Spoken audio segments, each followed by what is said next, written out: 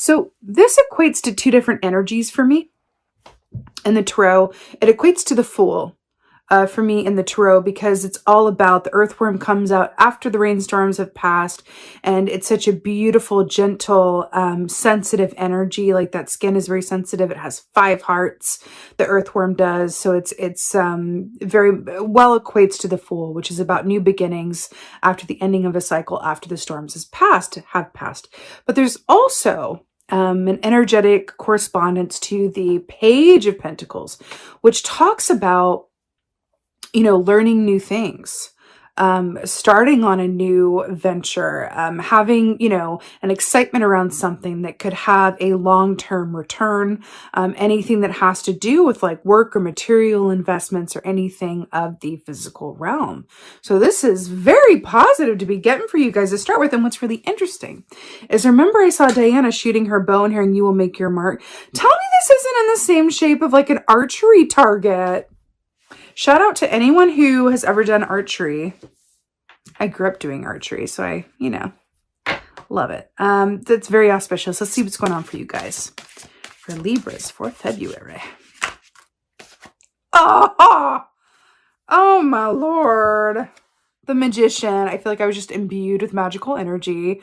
Talk about you will make your mark. The Magician is all about thought plus desire equaling manifestation. This is you creating the world that you live in. This is you creating your given circumstances. This is the manifestation point. This is you in your full power, using all of the tools at your disposal to create your own reality.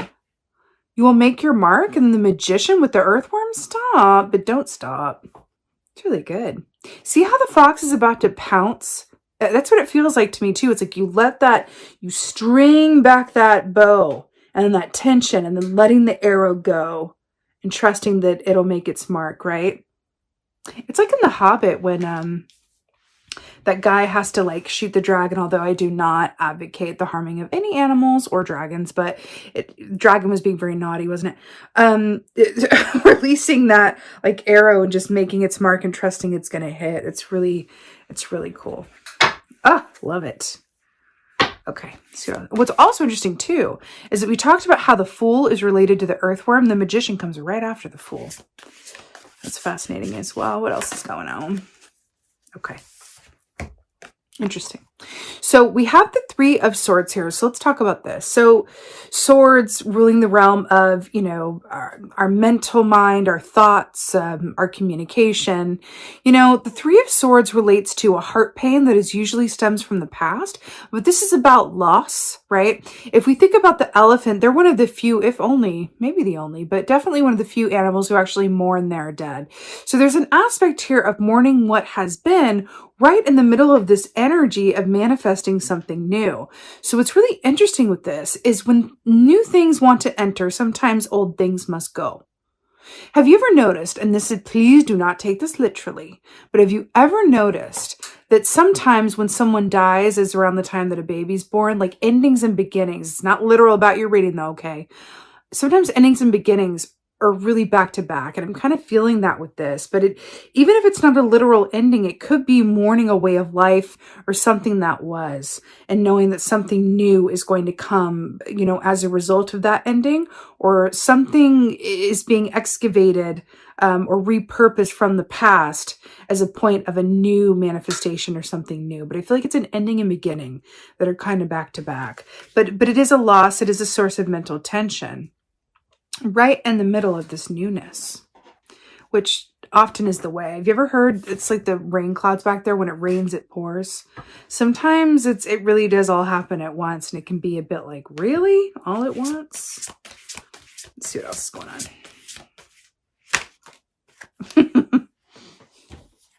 10 of Wands, all at once indeed, more stormy clouds. So this is, okay. So this aspect of Diana stringing back her bow, letting loose the arrow, and why I heard you will make your mark. I'm getting for all this, especially because this is a 10 of Wands, which is about a lot of effort, a lot of struggle. You could be moving homes, moving locations, or moving from one cycle to another, whether that's physically, a mental place, or emotional, whatever that may be. But this does denote to me, because of, what I saw with Diana, there's in the Magician here, there's something about trust and trusting that you may not see the returns of your efforts immediately, right? But sometimes you got to let loose that arrow and just trust that it's going to go on the path that you intend it to and that it's meant to. But this is about the closing of a cycle. It's maximum amount of effort. And whenever this comes up as well, I always want to say, don't be afraid to ask for help, whether that's from spirit, the universe, your guides, ancestors, or the people in your direct vicinity, really, saying, hey, can you help me with A, B, C, X, Y, Z? But it does feel like manifestation. But it's interesting because remember how I said that the earthworm comes out after the storms? And then we go from stormy clouds to actual rain. Interesting here. Let's get some clarifiers. Clarifier for the Magician. Two of Swords. I cannot tell you the number of times the Two of Swords has come out in this round of reading. So fascinating. Two of Swords is the heart and the head getting together for equal conference. So it's about taking a pause, a time out to really consider your next best steps before taking action around them. And then we have the action key here with the Magician. So yes, you're being asked to take some time to really pull your resources of your mind and your heart and go, okay, let me take the time, right, to access all of the information that is available to me so that I can move forward and have my best chance at success. Right? This could inform you about the best timing to do something, a creative solution to a problem, anything and everything, right? So you're just being asked to take that time, take that beat so that you know which tool you want to pick up first. And the next one, the next one, the next one. Three of Swords. Let's get a clarifier for these rainy skies. Okay, right. He was kind of peeking out. I was kind of wondering if he was going to show his face. So to clarify the Three of Swords, we have the Hermit. So Virgo energy, really brilliant here. So this star here in his lantern is the star from the star key Aquarius energy, right? So the Hermit is very much about wisdom, seeking counsel. But this is also about alone time, going within your own energy to seek your highest and best wisdom, right? This is about taking that time to be within yourself. See how he's standing on a cliff and looking through the light to see more clearly? I feel like this is saying with the Three of Swords, taking that introspection time within yourself to identify any pain, any source of pain from the past, right? That is not just keeping you from manifesting your highest and best good, but that wants to be released, right? We're talking about the end of a cycle here with the Ten of Wands. And if you are being prepared indeed for a new cycle with the Earthworm / the Fool / the Page of Pentacles, we want to first know what that is that wants to be released and then take steps to, okay, well, what am I hanging on to from the past that's not serving? What am I afraid of?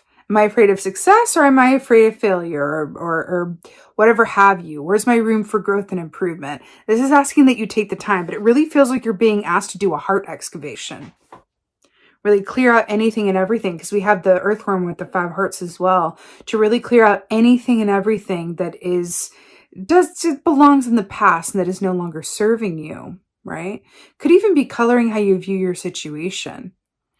But I keep hearing, you will make your mark. You will make your mark. I'm hearing that, trust and time for healing is being called for right now, right? Yeah. Clarifier for the Ten of Wands. Remember, the Hermit comes before the Wheel of Fortune. So assume the Hermit position in order to allow the wheel to turn in your favor, right? One comes before the other. Boom, the Fool.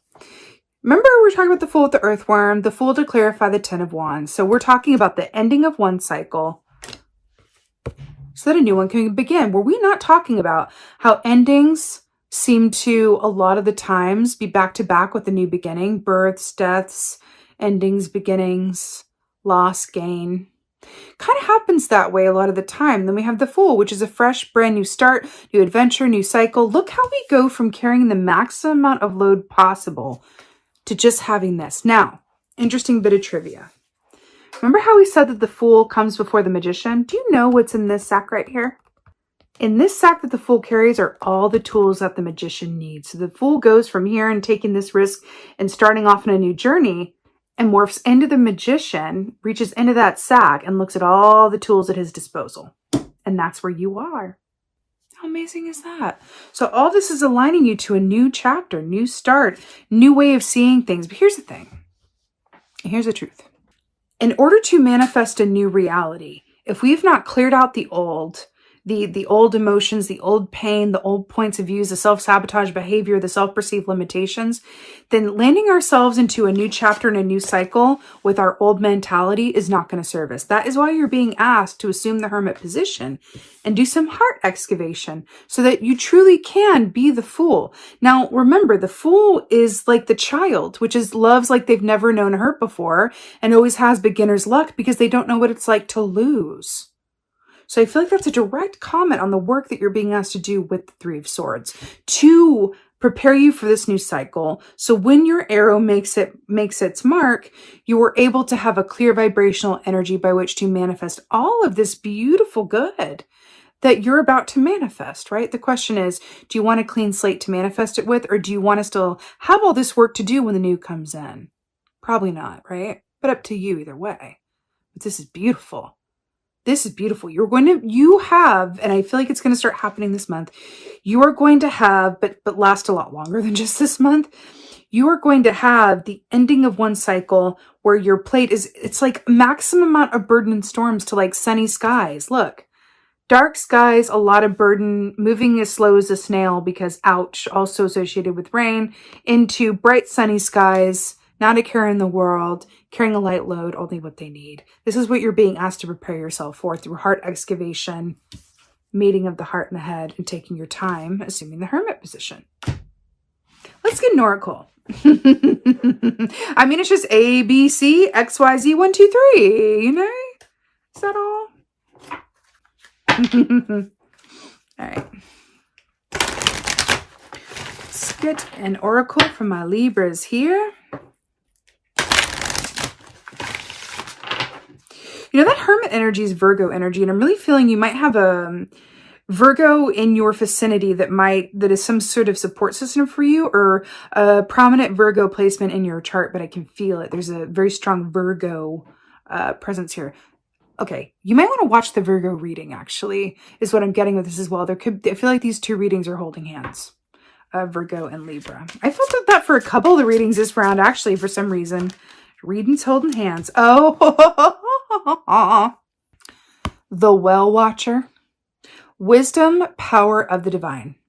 Wisdom, power of the divine. Do you know the Well Watcher, that when you look at what this says in the book, that this is all about, you know, are you expecting the worst, or do you have positive expectations and kind of like well watching, kind of going, oh God, like what's going to happen next? Am I going to fall down this well? What's at the bottom of that? It's that kind of like lack of trust in the, you know, greater powers that be. So it's interesting when it says wisdom, and then we have the Hermit key, which is all about wisdom, and then power of the divine, letting loose that arrow and trust that it's going to make its mark. This is beautifully encapsulating everything that we've already said.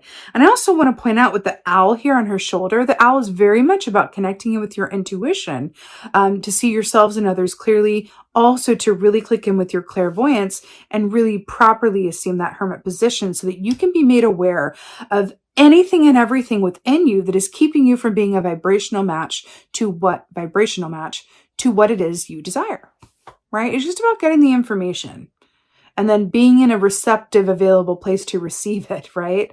That's the thing. So the Well Watcher asks you to become very clear on how you can align your expectations to that of, you know, positivity, and also have that inner guidance and clarity that you can see all of the options available at your disposal and feel empowered by them as opposed to victimized, right? So it's brilliant. I'm also really drawn to the fact, actually, that this seems like a very old well, like it's about to collapse, like it's super, super rusty.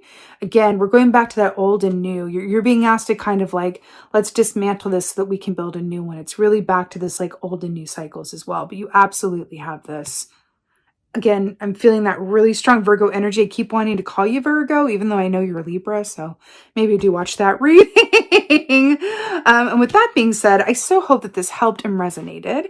If so, please do let me know in the comments below. I absolutely love reading your comments. I also have a favor to ask of you. If you could like, share, and subscribe this video, I would so appreciate it, because if you like, share, and subscribe, that enables me to turn around and bring you more content. So if you could do that for me, I will keep on doing this for you as much as I possibly can. I want to be with you guys as frequently as I can, and you doing that enables me to be able to do so. So thank you.